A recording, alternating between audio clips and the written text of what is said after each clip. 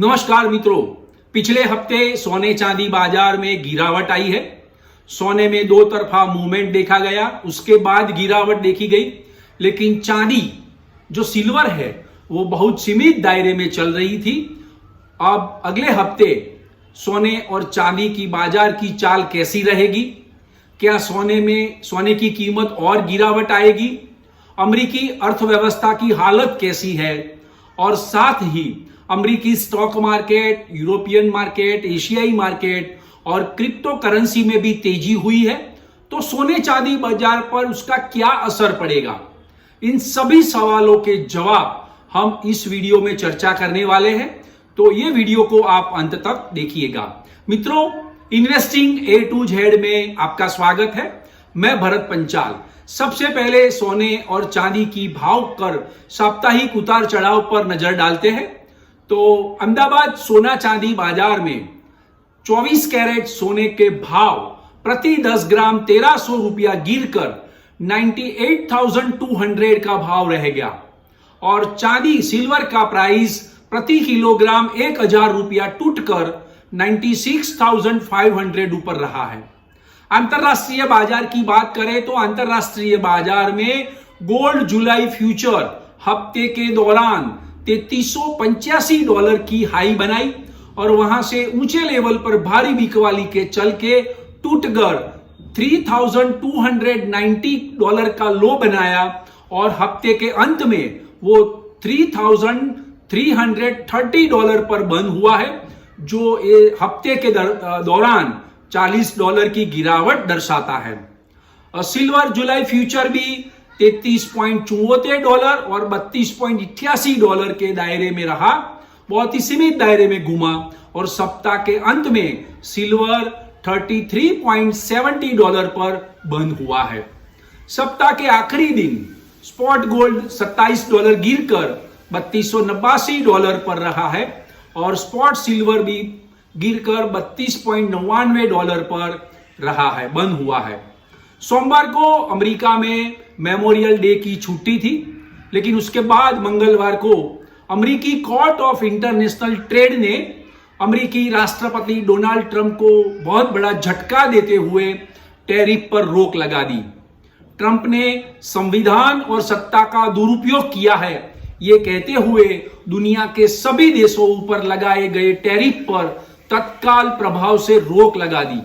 उसके बाद ट्रंप प्रशासन अपील कोर्ट में गया और अपील कोर्ट ने काफी सारी दलीलें सुनने के बाद ट्रंप के टैरिफ को उचित मानते हुए उसे मंजूरी दे दी गई।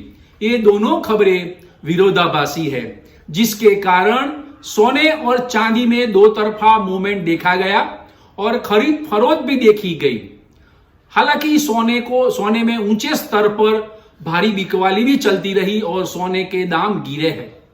इसके अलावा अमेरिका में जल्द ही बिग ब्यूटीफुल टैक्स बिल पारित होने वाला है।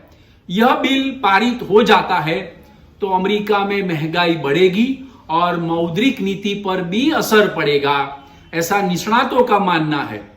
दूसरी ओर रशिया और यूक्रेन के बीच युद्ध विराम की बातचीत चल रही है, लेकिन अभी तक कोई ठोस नतीजा बाहर नहीं आया है और बाहर नहीं निकला है।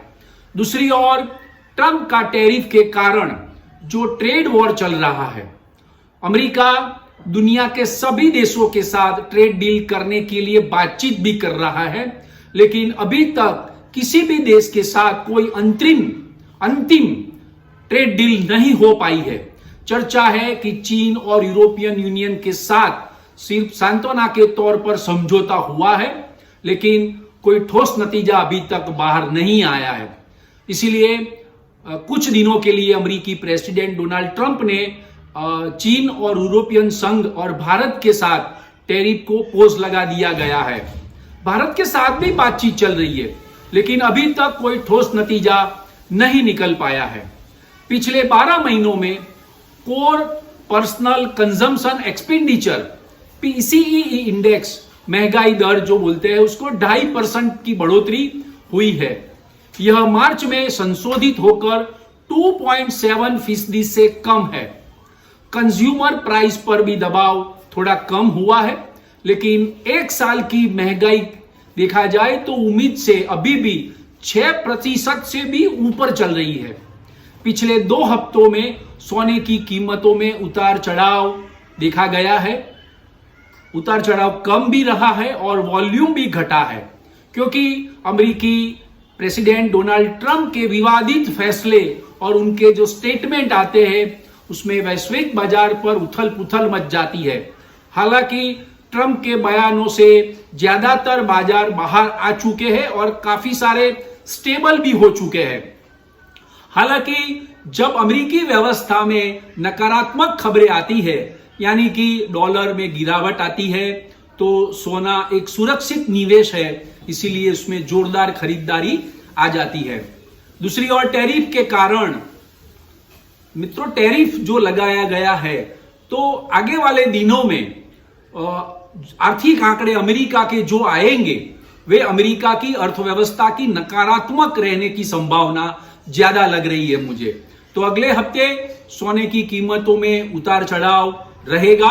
अगर सोने में $3300 का सपोर्ट लेवल टूटता है तो वह $3200 तक पहुंचता है। मित्रों, टेक्निकल लेवल्स की मैं अभी बात कर रहा हूं को सोने में उतार चढ़ाव रहेगा, लेकिन सोने में $3300 का एक सपोर्ट लेवल, बहुत बड़ा सपोर्ट लेवल है, वो अगर टूटता है तो $3200 तक जा सकता है। पिछले हफ्ते यानी जो बीता है सप्ताह, वो उसमें गोल्ड $3290 का निचला स्तर छुआ था। अगर अगले हफ्ते $3290 का स्तर टूटता है तो कीमत $3200 तक जा सकती है। अगर ऊपर में देखा जाए तो गोल्ड $3350 का स्तर ऊपर चला जाता है तो ऊपर में $3400 तक भाव जा सकता है। हालांकि सोना अभी कंसोलिडेशन फेज में है, इसीलिए तेजी की संभावना मुझे बहुत ही कम लग रही है। दूसरी ओर अमेरिकी शेयर बाजार में और क्रिप्टो करेंसी में काफी सारा उछाल देखा गया है। बिटकॉइन फिर से 1 लाख रुपए को पार कर गया और अभी 1,03,000 पर ट्रेड कर रहा है।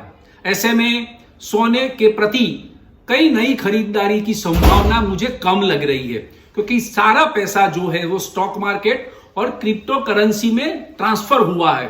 तो सोने में भी जो बुल्स ऑपरेटर है वो अपनी पोजीशन स्क्वायर ऑफ करके वो अपना पैसा लेके स्टॉक मार्केट में गए हैं।